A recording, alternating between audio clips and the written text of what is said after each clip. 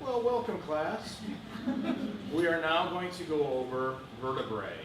And as you know, there's specific vertebrae that you guys absolutely need to know, like the number, and then as far as the cervical, thoracic, and lumbar, you don't need to give me the number. You're never going to have to tell me it's T7, right? That's beyond the scope of this course. However, you're going to have to discern whether something's cervical, lumbar, or thoracic. So we're going to start with the first two, and you guys do need to know these by name and number. The atlas and the axis, respectively. C1 atlas, C2 axis. You guys seen the, what is it, this like statue of a dude holding up the earth? What's his name? Atlas. Well, this guy, this dude here is holding up your earth, your brain, right? Your head, rather. And these are the superior articular facets. If I flip it upside down, these are the inferior articular facets. And you'll notice that I told you before, cervical vertebrae have transverse foramina and they have a bifid tip on their spinous process. Well, not C1. Well, C1 actually does have transverse foramina. You guys see these holes? However, it doesn't have even a spinous process. Now, C1 is designed to articulate with and wrap around C2.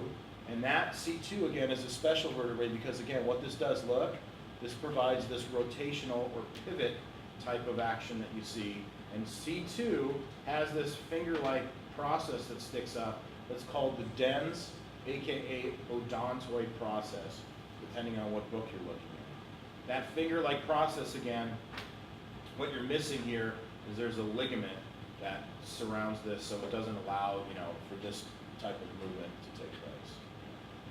So C2, now we're going to start with, this is broken, with this spinous process.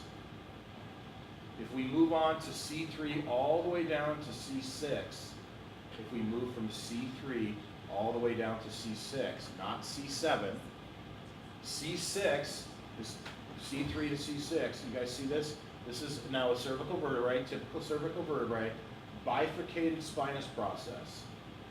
You see bifid tip on the spinous process, it can only be one thing, cervical. Then you'll notice also, of course, because all cervical vertebrae have these nice, beautiful transverse foramina that you see right here, passageway for vertebral artery, vertebral nerve, and vertebral veins.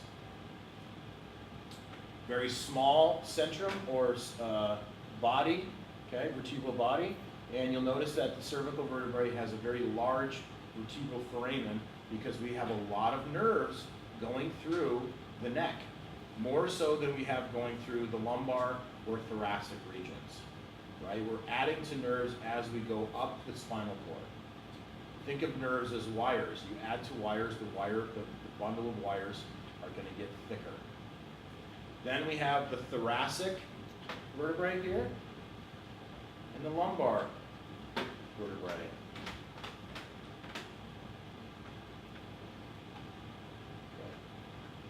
You guys can clearly see, based on size alone, cervical, thoracic, lumbar. Now, again, this should be, if you look at these long enough, this should be very, very obvious to you just based on size. But like I said, with the cervical, we have bifid tips in the spinous process, and we have transverse foramina. Do you guys see transverse foramina on any of these? No, because they don't have them. What you will see, though, on the thoracic is if you put it to the lateral view, you're going to see that this spinous process is very elongated relative to the other two. Okay? Also, this guy articulates with ribs. By definition, thoracic vertebrae articulate with ribs. So you're going to see evidence of that. You're going to see these transverse costal facets on each side, and the head of the rib sits in and articulates as shown like that. So we have not only one, but we have two articulating points, adding to the stability of that particular joint. Heart-shaped vertebral body, elongated spinous process, and evidence of ribs articulating with these particular vertebrae. Then we get to the big daddies. Of course, they're getting larger simply because they have to support more weight. This is a lumbar vertebrae, and this one doesn't really have it, so they're broken off. But what you'll notice with the lumbar vertebrae, if it's intact, is that the transverse processes are incredibly long. They're very long and they're jutted out. Why do you suppose we need those long processes? Muscle attachment, right? Surface area for muscle attachment. Also, that wasn't enough. You'll notice that the spinous process of the lumbar is very, very blunt. I mean, look at the difference with the spinous processes, right?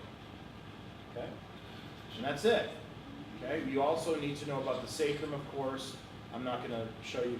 Let's go ahead and shut that off. Thank you. Sacrum.